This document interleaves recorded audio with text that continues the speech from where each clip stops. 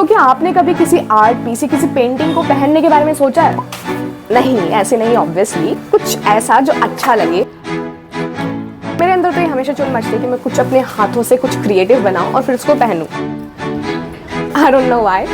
जैसे कुछ महीने पहले मैंने एक कॉर्सेट बनाया था, अपने हाथों से सिला था, उसके ऊपर पेंटिंग की थी, inspired by my painting whispers of Banaras. But this time I am planning to make some accessory which I can wear as a jewellery, something like this. So welcome to Magic Colors of Samriddhi, and I'm Samriddhi, of course. So let's get started. So I have these two silicone molds that I got from Amazon, and I'm not going to use this one because it's too big and it will not look good if I'll wear this.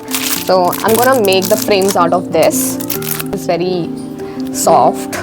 I'm not going to use clay, I'm going to use molded clay because it dries out very fast. It dry rock hard. I guess these are 4 frames, 1 2 3 4, but this one is very simple, but still I'm gonna use it. Among all these detailed frames I need a simple one as well. So let's start. तो ये है moulded clay जिसको मैं हर बार use करती हूँ अगर मुझे कुछ 3D में बनाना होता है, instead of using a normal clay, because जो नॉर्मल क्ले होती है उसको सूखने में बहुत ज़्यादा टाइम लगता है, बट ये बहुत जल्दी ड्राई हो जाती है। इसके अंदर 2 कंपोनेंट्स आते हैं, एक हार्डनर और एक रेजिन। इन दोनों को हमें इक्वल क्वांटिटी में मिक्स करना होता है। ये ध्यान रखना है इक्वल क्वांटिटी में, बिकॉज जो मिक्सचर बनेगा ना बाद में वो ख़राब हो जाएगा अगर इक्वल क्वांटिटी नहीं होगी। तो मैंने इन दोनों को हाफ कर लिया है बिकॉज मैं थोड़ा थोड़ा करके इनका मिक्सचर बनाऊंगी, बिकॉज अगर एक साथ ही सारा बना लिया तो वो बाद में बहुत जल्दी सूख जाती है। और अब मैंने यहाँ पे सिलिकॉन मोल्ड ले लिया है, इसके अंदर मैं क्ले को डालूंगी और इसको थोड़ा अच्छे से प्रेस करके इसके अंदर लगाना है, और जो एक्स्ट्रा क्ले है वो मैंने निकाल दिया है और अब मैं पानी की हेल्प से इसको थोड़ा स्मूथ कर रही हूँ। और ऐसे ही बाकी फ्रेम्स में भी मैंने ये मिक्सचर लगा दिया है। जो बची हुई क्ले थी उससे मैंने छोटी सी ट्यूब बना दी है और दूसरा जो फ्रेम था उसके अंदर भी डाल दिया है, बिकॉज वैसे भी ये क्ले खराब हो जाती है अगर एयर के कॉन्टैक्ट में आती तो। सूखने में बहुत ज़्यादा टाइम ले रहे हैं ये, आई डोंट नो, बिकॉज 5 मिनट में इनको फुली ड्राई हो जाना चाहिए था। बहुत जल्दी ये सूख जाते हैं एकदम, फिर पत्थर की तरह बन जाते हैं। बट स्टिल मैंने ज़्यादा वेट नहीं किया बिकॉज इसमें ही इतना टाइम लग रहा है, तो मैंने जो बची हुई क्ले थी वो इसके अंदर लगा दी और इनको अभी पूरी तरीके से हम लोग सूखने देंगे, उसी के बाद इसको निकालेंगे। बिकॉज मैंने इसको ऐसे निकालने की कोशिश करी थी तो बीच में से थोड़ा क्रैक आ गया था, तो तुम ऐसे ट्राई मत करना अदरवाइज क्रैक आ जाएगा। Let it get dry completely. Around half an hour बाद जब मैंने इनको चेक किया तो तब भी ये पूरी तरीके से सूखी नहीं थी, तब भी थोड़ी गीली थी। आई डोंट नो व्हाई। यूजुअली जो मोल्डेड क्ले है वो बहुत ही जल्दी सूख जाती है, मे बी विंटर्स हैं इस वजह से इनके अंदर मॉइस्चर बहुत टाइम तक होल्ड कर रहा है, इसलिए ये सूख नहीं पा रही है जल्दी से। और अब मैं यहाँ पे 3rd बैच प्रिपेयर कर रही हूँ and it's day 2। Yes, it's taking so much time, I don't know why. ये अभी पूरी तरीके से सूखा नहीं है तो मैं इसको साइड में रख रही हूँ और अभी मैं अपना बेसिक डिज़ाइन बनाऊंगी कि एक्चुअल में कहाँ पे प्लेस कर सकती हूँ मैं इन फ्रेम्स को अच्छे तरीके से, मतलब कौन सा फ्रेम कहाँ पे आएगा, so that it can go well on the neck piece. तो आइडिया बेसिकली ये है कि ये नेक है यहाँ पे ऐसे और ये नेक पीस बनेगा basically. These are the frames connected with the chain. So अभी I don't know how many frames I need, so let's figure it out.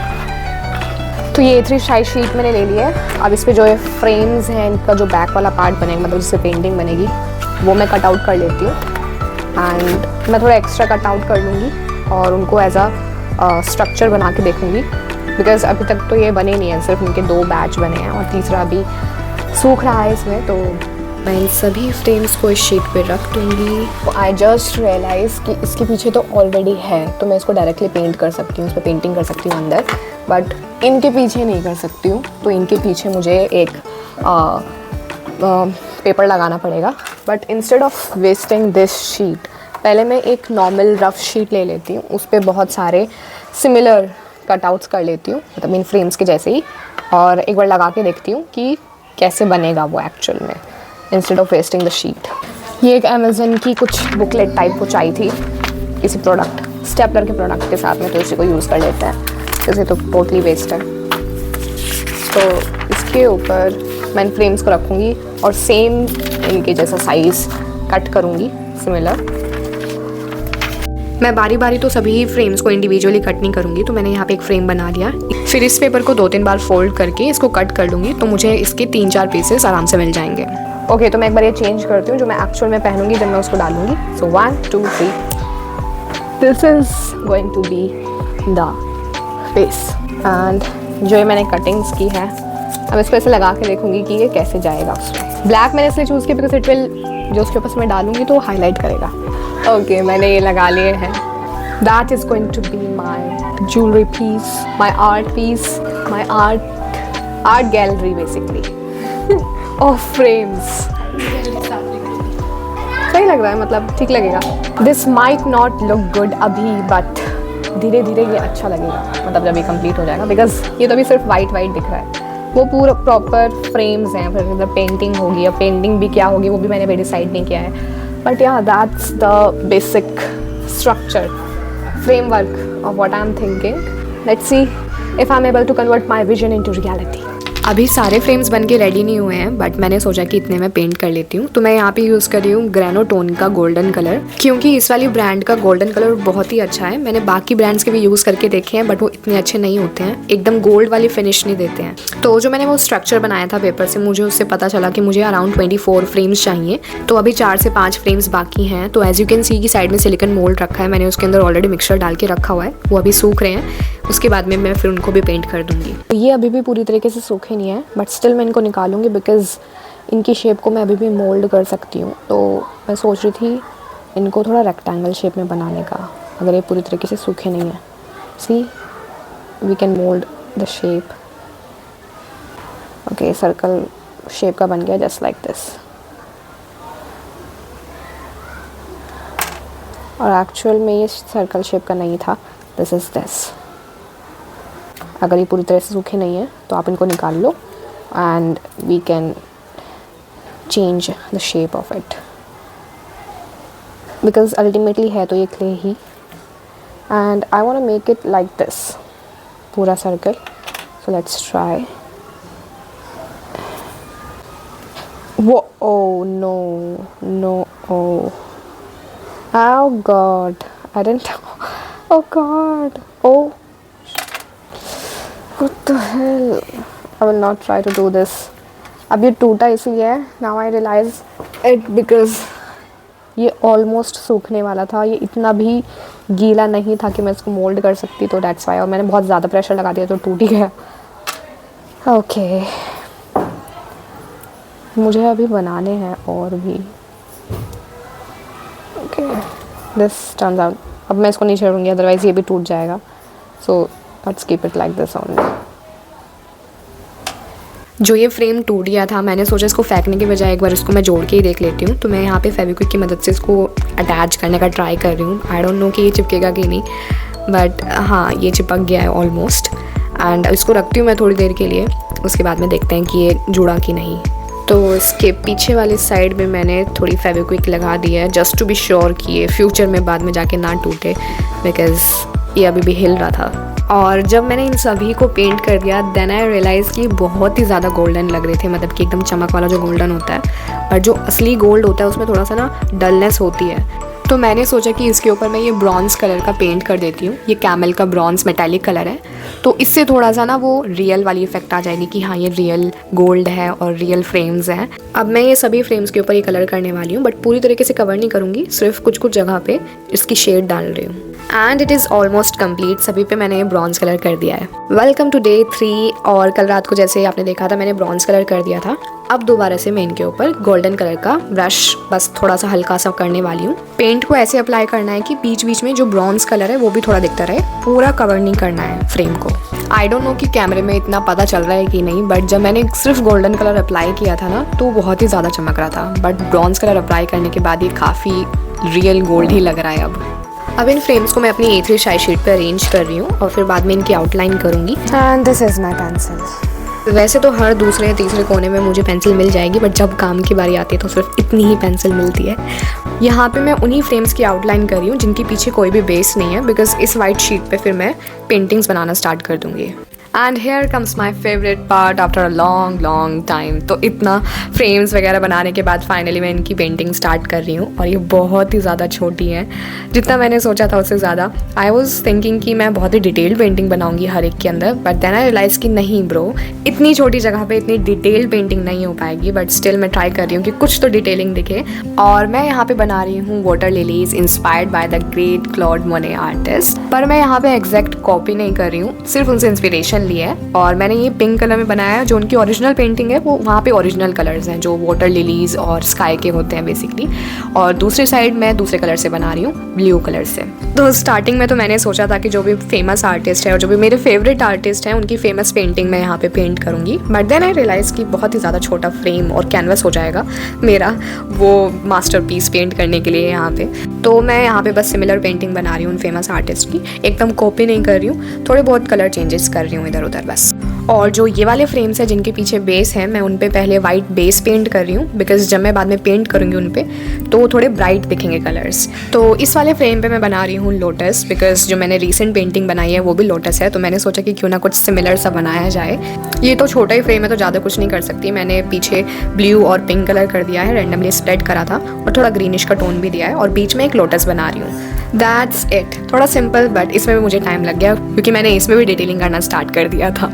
और अब बाकी के बचे हुए फ्रेम्स में मैं पेंट कर रही हूँ। किसी पे मैंने लैंडस्केप बनाया है, किसी पे मैंने जस्ट स्काई का सीन बनाया है, किसी पे मैंने माउंटेन्स बनाए हैं, और इस वाले पे मैं फेमस विंसेंट वैन गो की पेंटिंग बना रही हूँ, बिकॉज या he is my favourite artist. और यहाँ पे मैं सनफ्लावर की पेंटिंग बना रही हूँ, उनकी जो फेमस पेंटिंग है। एंड इट्स ऑलमोस्ट 3 days कि मैं इनको कर रही हूँ, still they are not complete. And ये इतनी सी पेंटिंग्स हैं, लिटरली अराउंड 24 पेंटिंग्स हैं और 3 दिन लग रहे हैं। मैं एक दिन सुबह उठी, आई थॉट कि हाँ बहुत आराम से हो जाएंगी, पूरे दिन में आज इनको कंप्लीट कर लूँगी। पूरे दिन भी नहीं, बल्कि मैंने सोचा था कि इनको कंप्लीट करने के बाद में मैं नेकलेस भी बना लूँगी इनका, बट अभी तक ये कंप्लीट नहीं हुई है। And my sister says that here is a psychology, जब हम एक पेंटिंग कंप्लीट करते हैं तो एक ऐसा रिलैक्स्ड नहीं हो जाते कि ओ एक चीज़ कंप्लीट हुई, तो it is kind of that. तो मैं एक पेंटिंग कंप्लीट करती हूँ तो मैं थोड़ा सा रेस्ट ले लेती हूँ कि ओ एक पेंटिंग कंप्लीट है, but little did I know that इतनी सी पेंटिंग कंप्लीट हुई है। And I have 24 more to go, 23, 20, अभी तो सिर्फ 8 बची हैं, सो लेट्स कंप्लीट दैम। जब मैं इन सबको एक साथ देख रही हूँ तो बहुत ही ज़्यादा अच्छे लग रहे हैं, बिकॉज हर एक पे बहुत ही यूनिक पेंटिंग है। But I am still confuse कि जब मैं इनको एज अ नेक पीस पहनूंगी तो ये एकदम अजीब ना लगे, बिकॉज एज सच कोई थीम नहीं है इन पेंटिंग्स की। बट कोई बात नहीं, अभी तक मैंने प्रोसेस को ट्रस्ट किया है तो अभी भी कर लेती हूँ। And it's time for the cutting and it's day 4 guys. Yes, बहुत ही ईजी लग रहा था ये देखने में, मैंने सोचा था कि बहुत ईजी होगा, बट कोई बात नहीं, अच्छे काम में टाइम लगता ही है। तो मैंने यहाँ पे सभी पेंटिंग्स की कटिंग कर ली है। इन फ्रेम्स पे थोड़ा ग्लास वाला इफेक्ट लाने के लिए मैं यूवी रेजिन हार्ड इन पे डाल के देखूंगी, बट मुझे भी पक्का नहीं है कि रिजल्ट कैसा होगा। तो इसमें से खराब वाला जो फ्रेम है पहले मैं उस पर डाल के देखूंगी, अगर ख़राब हो गया तो ठीक है, अगर अच्छा हुआ तो फिर मैं सब पे करूँगी। तो अभी रेजिन करते टाइम मेरे पास ग्लव्स और मास्क नहीं था, तो मैंने तो नहीं लगाया हुआ है, ना ग्लव्स पहने हुए हैं। बट जब भी आप रेजिन से काम करो तो आपके पास ग्लव्स होना चाहिए, आप ग्लव्स ज़रूर पहने और मास्क भी लगाएं, बिकॉज ये थोड़ा हार्मफुल भी हो सकता है और कुछ लोगों को इससे इन्फेक्शन भी हो जाता है। तो इट्स बेटर कि आप प्रिकॉशन पहले ही कर लें। और अब इस यूवी लाइट के अंदर ये क्योर हो जाएगा। And it turned out to be something like this. मतलब अगर मैं सामने से देख रही हूँ तो थोड़ा डल हुआ है, मतलब थोड़ा ऐसा लग रहा है, अंधेरा अंधेरा सा लग रहा है। और अगर नॉर्मल देख रही तो थोड़ी ब्राइटनेस है, पर अगर मैं इस पर यूवी रेजिन डाल दूँगी थोड़ा अंधेरा सा लगता है। मतलब आई डोंट नो अब मुझे करना चाहिए कि नहीं करना चाहिए, सो आई एम नॉट श्योर कि मुझे डालना चाहिए कि नहीं। कोई नहीं, मैं इस वाले पे और डाल के देखती हूँ कि इस पर कैसा लगता है। Let's see.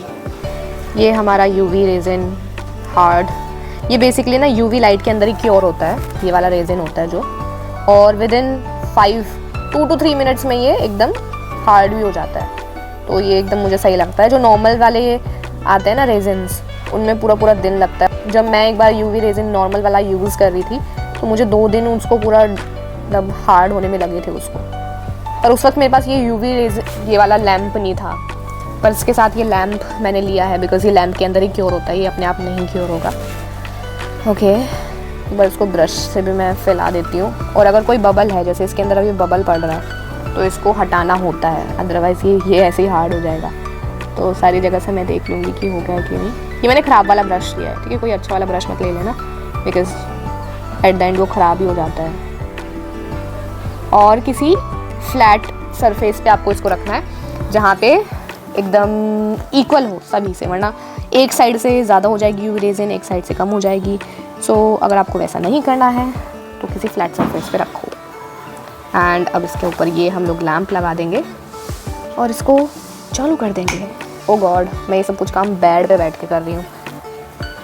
वाह, सी तो प्यारा लग रहा है, मतलब पता नहीं, मुझे इसमें मज़े आ रहे हैं सस्ते में। मुझे इनका रिज़ल्ट काफ़ी अच्छा लगा, तो मैं सब पे करने जा रही हूँ अब यूवी रेजिन। बट एक चीज़ है, आई डोंट नो व्हाई, ये एंड में ना ये ऐसे बबल बन रहा है सब में। सी यहाँ पे, can you see it? And इसमें भी सी इरा, why is that? I don't know, इसमें भी बन रहा है। I am not a UV resin expert, so that's why I don't know what's the reason behind it. तो मैं नेक्स्ट वाले पे जो रेजिन लगाऊंगी ना वो बहुत ही कम लगाऊंगी। आई गेस मैंने इनकी लेयर बहुत ही बड़ी कर दिया है। एंड सी, ये सिर्फ बीच में से ऐसा हो कुछ आ रहा है। I don't know, but it's looking good, it's looking like it's shining and I like luminous things. मतलब फ्रेम वाला लुक दे रहा है, it's giving something. So I am gonna apply UV resin to all of these. तो जिस frame के पीछे base था मैंने उन सभी पे रेजिन डाल दिया है, बिकॉज रिज़ल्ट तो मुझे काफ़ी अच्छा लगा एंड आई बिलीव कि ये एट द एंड बहुत अच्छे लगेंगे रेजिन डालने के बाद। तो मैंने इन सभी पे रेजिन डाल दिया है। और अब जिनके पीछे बेस नहीं था उसके लिए मैंने ये सेलो टेप लिया है, एक नॉर्मल सरफेस पे मैं उसको रखूँगी। उसके बाद में एक एक करके इन फ्रेम्स के ऊपर मैं वो शीट लगाऊंगी जिनके ऊपर मैंने पेंटिंग करी थी, और उनके ऊपर वो फ्रेम पेस्ट कर दूँगी जैसे जैसे आप देख रहे हैं। एंड इसके बाद में मैं इसके ऊपर रेजिन पोर कर दूँगी। तो मैं यहाँ पे रेजिन पोर कर रही हूँ इनके ऊपर, एक एक करके मैं इन पे रेजिन लगाऊंगी, बिकॉज साइड से थोड़ा ना लीक भी हो सकता है। तो मैं तुरंत रेजिन लगा देती हूँ, फिर बाद में ये लैम्प उसके ऊपर रख देती हूँ ताकि एकदम से ये हार्ड हो जाए। Because within I guess 1 minute के अंदर ये पूरा हार्ड हो जाता है रेजिन, ज़्यादा टाइम नहीं लगता है। तो जैसे अब मैं इस पर रेजिन डालूँगी और यूवी लाइट के अंदर रखूँगी तो जो पेपर और रेजिन है वो आपस में चिपक जाएंगे, और फिर मैं पीछे से टेप रिमूव कर दूँगी। तो ये मैं सोच रही हूँ कि ऐसा हो जाए। लेट्स सी कि क्योर होने के बाद ये टेप के पीछे से निकलते हैं कि नहीं। And this is the moment of truth. Let's see कि ये आसानी से निकल जाता है कि नहीं। यस, निकल रहा है ये, थैंक गॉड। जो पेपर है, बिकॉज जो पेपर है वो रेजिन से अच्छे से चिपक गया है, तो या इट इज़ लुकिंग गुड। और अब धीरे धीरे करके मैं सारे फ्रेम्स निकाल दूँगी। यस, मेरी स्ट्रैटेजी काम आ गई finally.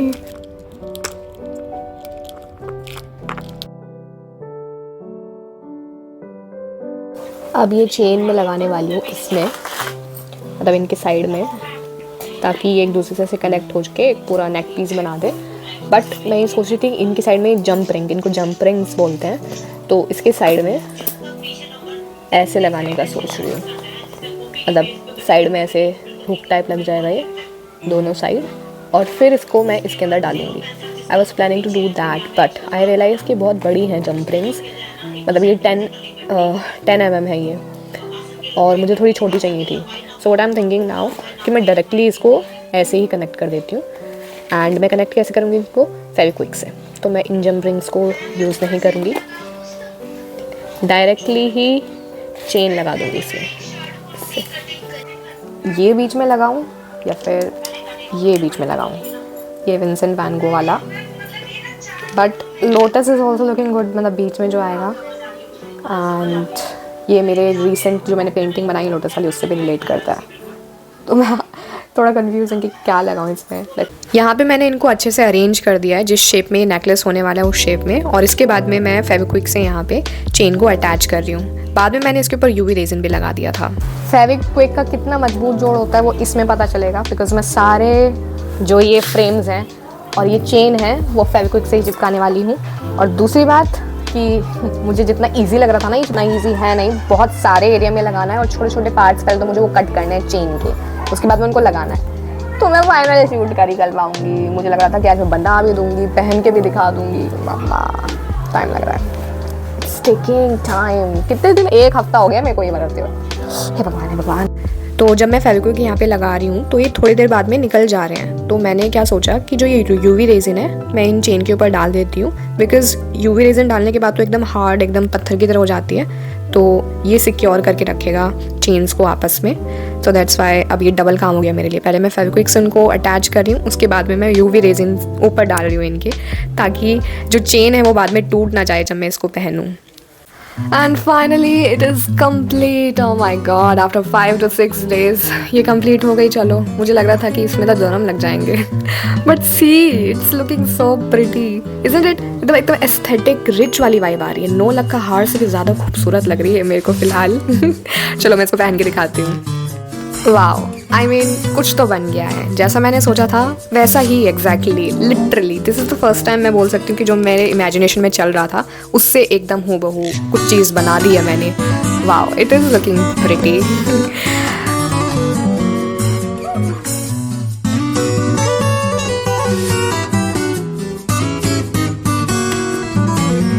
So that's it for this video, and I'll see you in some another video with some crazy creative craft, painting, whatever. Till then, bye bye.